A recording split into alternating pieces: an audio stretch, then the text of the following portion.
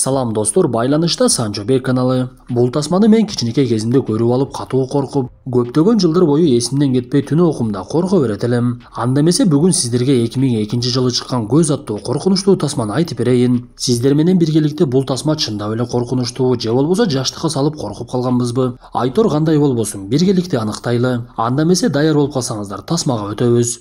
Мама,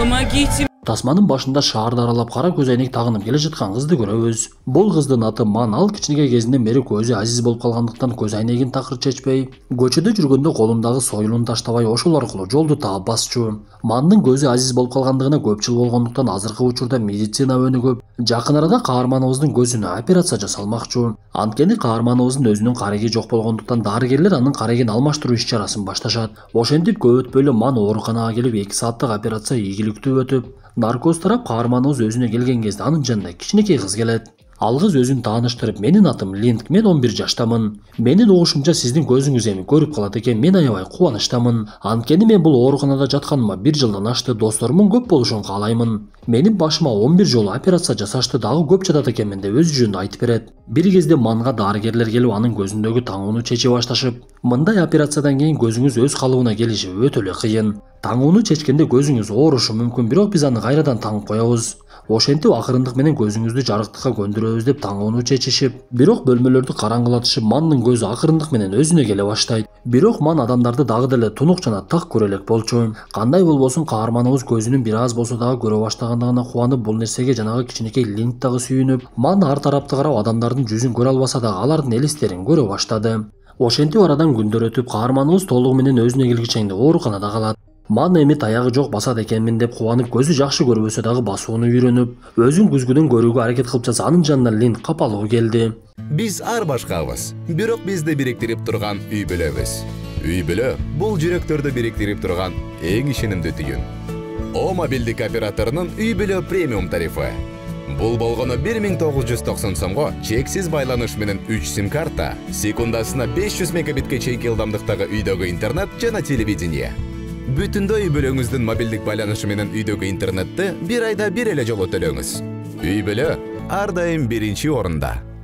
Линд кабарын айтып, мага эртең дагы операция жасашат экен. Сен болсо айыгып калдың, эми болсо кетип калат турбайсыңбы? Мен эми кайра эле жалгыз каламбы десе, каарманыбыз аны сооротуп, буйруса мен кетсем деле сага сөзсүз келип турамын. Экөөбүз доспузго десе, Линд кубанып, кел анда сүрөткө түшөбүз деп өзүнүн фотоаппараты менен сүрөткө тартат. Бир мезгилде кечкирип оорукчандар бардыгы өздөрүнүн орундугунда жаткан мезгил. Мандын бөлмөсүндө дагы бир каарыган кемпир жаткан болчу. Бир мезгилде эле каарманыбыз карап олтурса, жанагы кемпирдин жанына кара түстөгү адам келип, кемпирди ордунан тургузуп эшикти ачпай эле сыртка чыгып кетип калышат. Анда Ман так көрө албагандыктан эчтекени түшүнбөй эле сыртка чыкса, сыртта жанагы кемпирдин элеси көрүнүп, кемпир кайра кайталап, мен үшүп жатам деп сүйлөгөн сөзү угулат. Бир мезгилде эле кемпир турган жеринен жок болуп кетти.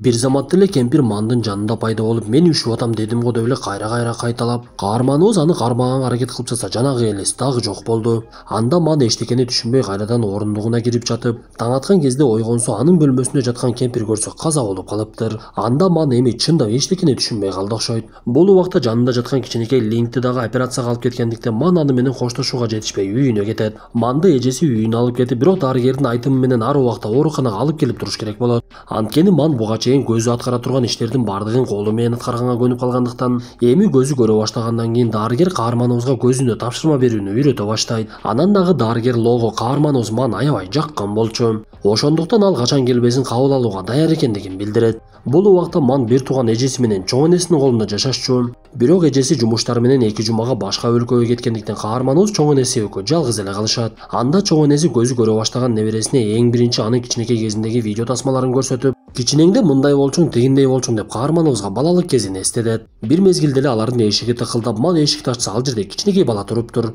Ал каарманыбызга кайрылып, сиз менин күндөлүгүмдү көргөн жоксузбу деп эле көздөн кайың болот. Анда Ман түшүнбөй эле эшиктен сыртка чыгып жанагы баланы издесе, бир мезгилде артында олтурган болот. Каарманыбыз олтуруп ал баланын жүзүнө караса, ал бала менин курсагым ачты деп ошол жерде шам жей баштайт. Бир мезгилде эле кошуналардын бири чыгып калып, жанагы бала дагы көздөн кайың болуп, каарманыбыз үйүн көздөп жөнөп, болуп жаткан нерселер өңүндө болуп жатабы же түшүндө болуп жатабы акыркы мезгилдерде түшүнбөй баштады. Мындан соң ман буга чейин өзү катышкан кыякчылардын тобуна барып кыягын черте баштайт. Бул топ жалаң гана көз азиздерден турган топ болчу. Бир кезде мугалими келип мандын көзү дарылангандыгын айтып бардыгы куттуктап, бирок манга сен эми биздин тайпабызда кыяк черте албайсың. Сен бизге жардамыңы берип концерттерге көмөк көрсөтсөң болот, бирок бул тайпа жалаң гана көз азиздердики экендигин билесиң. Ошондуктан эми сени чыгарууга туура келет деп каарманыбызга сылык түшүндүрүүгө аракет кылат. Арадан күндөр өтүп мандын уйкусу деле тынч болбой түшүндө ар кандай учурларды көрүп, чоочуп ойгонуп кеткен мезгилде бөлмөсүнүн дубалы өзгөрө баштап эле кайрадан ордуна келип калды. Анда ман бул нерселердин бардыгына көңүл бурбаганга аракет кылып эртеси күнү сабагына жөнөп, чоң энеси менен коштошуп эшикке чыкса жанагы күндөлүгүн издеп жүргөн бала дагы келиптир. Ман ага кайрылып күндөлүгүңдү дагы деле таба элексиңби десе, бул сөздөрдү уккан чоң энеси эшиктин көзөнөгүнөн карап, каарманыбыз эч ким жок эле өзү менен өзү сүйлөшүп жаткандыгын көрүп таң калып коет. Биз ушул жерде жанагы күндөлүгүн издеп жүргөн баланын сүрөтүн көрөбүз. Көрсө ал каарманыбыздын чоң энесинин кошуналарынын биринин баласы экен. Ал бала жакында эле үйдүн терезесине секирип өзүн өзү өлтүрүп алып, ата энеси ыйламсырап анын эмне үчүн терезеден секирип кеткендигин түшүнбөй жаткандыгын айтышат. Ман болсо сабагына барып жунго тамгаларын жазууну үйрөнүп жаткан болчу. Бир мезгилде эле бөлмөнүн бурчунда бейтааныш кыз пайда болуп, сен эмнеге менин ордума олтуруп алдың деп каарманыбызга кайрыла баштайт. Анда ман ага көңүл бурбаганга аракет кылып жатса, жанагы кыз каарманыбыз тарапка чуркап келе жатып эле жок болуп кетти. Ошондо гана ман болуп жаткан нерселер чындап эле анын көзүнө көрүнүп жаткандыгын түшүнүп, дароо эле ал жактан чыгып, ооруканага барып дарыгерге жолугайын десе, дарыгер бул убакта жумуштары менен чыгып кетиптир. Анда ман кичинекей курбусу Лингке жолукса, Линг бул убакта химия ала баштагандыктан алсыз болуп калып каарманыбызга көп деле көңүл бура алган жок. Мындан соң ман эмне кылышын билбей ашканалардын бирине кирип тамактанууга олтуруп калат. Бир мезгилде эле ал жерде кичинекей баласын көтөргөн аялдын элеси пайда болуп, тамак даярдап жаткан ашпозчуну бир топ убакыт карап кайрадан эле басып кетип калды. Көрсө бул аял менен кичинекей бала ушул ашпозчунун аялы менен баласы экен эле. Бирок бир мезгилде ал экөө тең дайынсыз жоголуп кеткендиги билинет.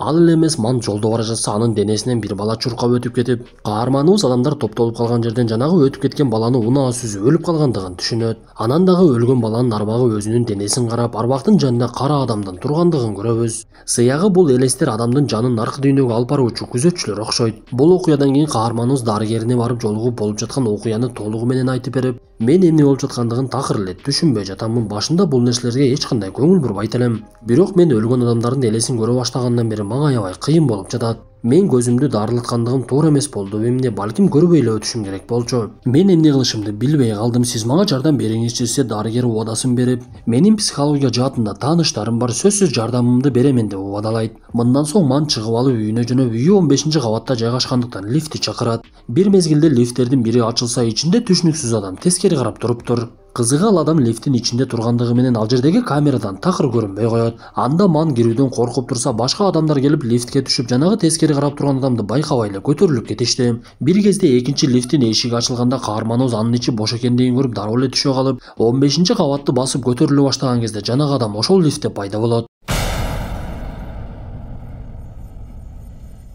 Анда мандын жүрөгү оозуна келип түшүп кетейин десе, лифт керектүү кабатка жетпей, тескери карап турган адам буту дагы жерге тийбей бурулуп эле каарманыбыз тарапка жыла баштайт. Ман лифттин баскычын кайра баскылап, бирок лифт аябай эле жай жүргөндөй элестетилип, көзүн ачпай артын карагысы келбей, акыр аягы лифттин эшиги ачылган кезде качып кеткенге жетишти. Ал үйүнө качып бара жатса, жолдон жанагы бала чыгып, менин күндөлүгүмдү көргөн жоксуңбу деп дагы бир жолу сурайт дагы терезеден секирип жиберет. Бул сүрөттү көргөн манын жүрөгү такыр эле түшүп, акыр аягы үйүнө жетип кирип кеткенге жетишет. Ошол күндөн кийин каарманыбыз такыр эшикке чыккысы келбей өзүнүн бөлмөсүндө камалып, бөлмөнүн жарыктарын өчүрүп, көз айнек тагып алып, кыягын ойноп гана олтура берет. Мен ушундан көрө мурдагыдай эле сокур болуп калсам жакшы болмок деп көзүн жумуп алып, ачкысы дагы келбей койду. Бул убакта дарыгер Ло, оорукананын башкы дарыгери Вага келип жагдайды түшүндүрүп, анын көзүнө өлгөн адамдардын арбактары көрүнүп жатыптыр десе, башкы дарыгер жини келип кайдагы ойду тоону айта бербесинчи. Эмне адамдын карегин алмаштырып койсо эле ал эмне арбактарды көрө баштамак беле? Менимче ал жөн эле кайсарланып жатат окшойт деп Лоонун сөзүн укпай дагы коет. Бул убакта дарыгер Лоого каарманыбыздын чоң энеси чалып, бизге сиздин жардамыңыз керек. Батыраак келбесеңиз болбойт деп өздөрү жакка чакырат. Көрсө ман көзүн жумуп алып, кайрадан эле көзү азиздер музыка ойногон тайпага барып, ал жерде кыягын ойноп жатып эси ооп жыгылып калган экен. Ошондуктан дарыгер Лоо аны кайрадан аны ооруканага алып келип жайгаштырат. Бир мезгилде каарманыбыздын жанына кичинекей курбусу Линд келип, мен эми ооруканадан чыгып кетсем болот, толугу менен аяктым десе Ман дароо эле сүйүнө баштап, бирок Линдтин артынан кара элести көрдү. Көрсө Линд айыкпай эле башындагы рак оорусунун айынан акыр аягы бул дүйнө менен кош айтышыптыр. Бул нерсени түшүнгөн Ман дароо эле кыйлай баштап, алар кеткенден кийин артынан карап, бир кезде оорукананын башкы дарыгери каарманыбыздын жанына келип, Линдтин каза болгондугу тууралуу айтайын десе, каарманыбыз ага жооп берип, мен анын өлгөндүгүн түшүндүм, азыр эле бул жерден анын арбагын көрдүм деп башкы дарыгердин оозун ачырат. Бул башкы дарыгер буга чейин Лоонун сөзүнө ишенбей жөө-жомокту айта бербечи деген болчу. Эми гана каарманыбыздын айтып жаткан нерсесинин бардыгы акыйкат экендигин түшүндү окшойт. Ошентип каармандарыбыз кичинекей кыз Линдтин тажыясына катышышып, Ман дарыгер Лоо менен мүрзөдө сүйлөшүп олтуруп калат. Анда каарманыбыз Лоого сөз баштап, мен эми арбактарды көргөндөн коркпоймун. Анткени мен кааласам дагы каалабасам дагы аларды көрө алат экенмин. Анан дагы мен Линдти аябай эле көргүм келип жатат, бирок ал бүгүн такыр көрүнгөн жок. Жүр эми кайталы деп экөө поездда бара жатышып, дарыгер каарманыбызга Линдтин берген катын берет. Анда Линд Манга кат жазып, анан дагы буга чейин өкө түшкөн сүрөттү салып койгон экен. Бирок каарманыбыз сүрөттү көрүп, Линд адашып башка сүрөттү салып койгон окшойт. Бул сүрөттөгү кыз ким деп өзүн өзү тааныбай коет. Жанындагы олтурган дарыгер таң калып, бул сүрөттөгү сен го деп Мандын оозун ачырат. Көрсө Ман көзгүдөн өзүн караганда өзү көрүнбөй эле такыр башка бирөө көрүнөт экен. Ошондо гана каармандарыбыз маселе анын көзүнө салынган карект экендигин түшүнүштү. Анда дарыгер Лоо Манга салынган каректин донору тууралуу маалымат таап, ал кыздын аты Вайлин, Тайланддык экендигин билишип дароо эле ошол жака жөнөшөт. Анткени алар маселенин чечимин табышпаса, Ман менен түшүнүксүз жагдайлар боло берет окшойт. Бир кезде каармандарыбыз аныкталган дарек боюнча ооруканага келишип, ал жерден Ек деген дарыгерди издешип, оорукананын жумушчуларынан маалымат сурап жаткан кезде Ман ал жерден өзүнө тааныш жерди көрөт. Анткени буга чейин Мандын түшүндө так эле ушул жер көрүнө берчү. Бир кезде алар издеген дарыгер Ек чыкса, каармандарыбыз ага болгонун болгондой айтып беришип, биз донор болгон кыз Вайлиндин үй бүлөсүн табышыбыз керек болуп жатат. Анткени ал кыз көргөн нерсени мен дагы көрүп жатам деп Ман айтса, муну уккан дарыгер чочуп кетет. Ал дароо эле каармандарыбызды Вайлиндин үйүнө алып жөнөп бара жатып окуяларды айтып бере баштады. Вайлинди элдин бардыгы жез кемпир деп аташып, айылдын бардыгы андан коркчу эле. Анткени ал кээ бир үйлөрдүн босогосуна келип алып ыйлай берчү. Ал ыйлаган үйдөн көп өтпөй эле бир адам сөзсүз каза болот эле. Бирок мен чындыгында Вайлиндин жакшы кыз экендигин билчүмүн, ошондуктан апасы менен дагы мамилем жакшы. Каза болгон кыз Вайлиндин апасы Чуиге жолуктурат. Каармандарыбыз үйгө кирген кезде дарыгер айтып берүүсүн улантып, Вайлин чоңойгондон кийин көчөгө көп деле чыкпай калган. Бирок бир күнү кечинде айылга чыгып, бардыгына кыйкырып, качкыла куткарылгыла деп эскертип, бул жерде чоң кырсык болушу мүмкүн десе, бардыгы аны жаман көргөндүктөн сөзүн укпай дагы коюшат. Ошол күнү түнү катуу өрт болуп, айылыбызда 300дөй адам өлгөн.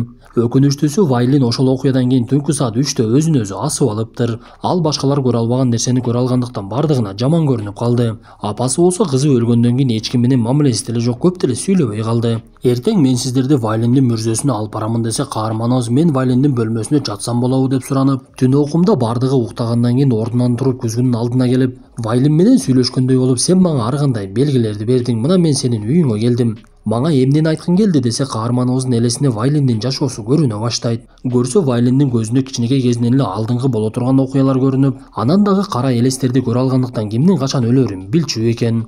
Бирок бардыгы аны жаман көрүшүп, сен жамандыкты гана алып келесиң, сен шайтандан айырмаң жок. Бул жез кемпир менен ойнобогула деп жада калса, балдарын дагы кошушпай, бир гана апасы Чуи аны коргоого аракет кылып, бардыгы аны жаман көрүп тилдей беришчү. Ошентип кичинекей кезинен кордук көргөн кыз акыр аягы бул нерсеге чыдай албай өзүн өзү асып өлтүрүп алыптыр. Бирок апасы мен аны өмүр бою коргоп келсем, эмне үчүн мени таштап кетти деп кызынын кылган ишин кечире албай, кызына жини келип жүргөндүктөн Вайлиндин арбагы аркы дүйнөгө кете албай, жазаланып күн сайын түнкү саат 3тө өзүн өзү аса берет экен. Анда каарманыбыз бул тууралуу билип, дароо эле апасына келип, кызыңызды кечиришиңиз керек деп айтып, окуя мындай болгон деп Вайлинге окшоп так эле түнкү саат 3тө Мандагы асына баштайт. Ошондо гана Вайлиндин апасы Чуи чыдай албай, кызым, мен сени кечирдим, сен дагы мени эртерээк кечирбегендигим үчүн кечир деп экөө бири-бирин кечиришип, бир убакта ал жерге дарыгер Лоо дагы келип, бардыгы маселенин чечилгендигин түшүнүшөт. Алар эртеси Вайлиндин мүрзөсүнө барышып, өздөрүнүн дини боюнча сыйынып, мындан соң эки каарманыбыз автобуска олтуруп алып бактылуулукта кайтып жөнөшөт. Ошол күндөн кийин Ман терезени карап Вайлиндин жүзүн эмес, өзүнүн жүзүн көрө баштады. Бир кезде эки каарманыбыз тең уктап кетишип, Ман ойгонсо алар бара жаткан жолдо унаалардын тыгыны башталыптыр. Анткени алдыда пропан жүктөгөн унаа кырсыкка учурап, унаалар такыр эле өтө албай калган экен. Анда Ман ал жака келе жаткан өтө көп сандагы кара элестерди көрүп, демек бул жерде бир нерсе болот экендигин түшүнүп, автобустан түшө калып эле ал жерде унаада олтурган адамдарды бул жактан качкыла деп эскерте баштайт. Бирок эч бири каарманыбыздын сөзүн укпай, тескерисинче аны келесоо болуп калган окшойт деп ойлонушуп, эскертүүгө көңүл бурбай кайрадан эшикти жаап алып жатышты. Бул убакта дарыгер Ло да койгонуп каарманыбыз тарапка чурка бара жаткан эле. Бир кезде кырсыкка учураган унаадан чыккан пропан башка унаалар жака тарай баштайт. Бир мезгилде катуу жарылуу болуп, ал жерде унаада олтургандардын бардыгы тирүүлөй күйө баштап, таң калып эле карап калган каарманыбыздын көзүнө жарылуудан чачыраган айнектер кирип кетет. Ошол мезгилде анын артынан чуркап келе жаткан дарыгер Ло аны жерге жаткызып өрттөн куткарып калды. Көрсө Вайлин дагы так эле ушундай абалды көрүп айылдагыларды куткарайын деп, бирок алардын эч кимиси укпай койгон экен. Ошентип жанагы келген кара элестер ал жерде өлгөн адамдардын жандарын алып кетип, биз жерде жаткан Мандын көзүнөн кан агып калгандыгын көрөбүз. Көрсө бул окуядан кийин Мандын эки көзү тең кайрадан эле көрбөй калып, бирок ал бул нерсеге такыр капа болбой, бир аз убакыт болсо дагы көрүп калгандыгына жаратканга ыраазычылык билдирип, ал аралыкта дарыгер Лону сүйүп калгандыгын айтып, экөө бири-бирин жакшы көргөндүктөн баш кошушуп ошол убакта тасма аягына чыгат. Достор, ушуну менен бүгүнкү тасмабыз дагы аягына чыкты. Тасма жакса мыкты белгисин басып, оюңуздарды сөзсүз калтыра кетиңиздер. Анда эмесе кийинки тасмадан жолугушканча ден соолукту жакшы карап, тасманы көрүп корктуңузбу же болбосо мындай тасмалар сиз үчүн эч нерсе эмеспи? Айтор кандай оюңуз болбосун комментарийге сөзсүз калтыра кетиңиз.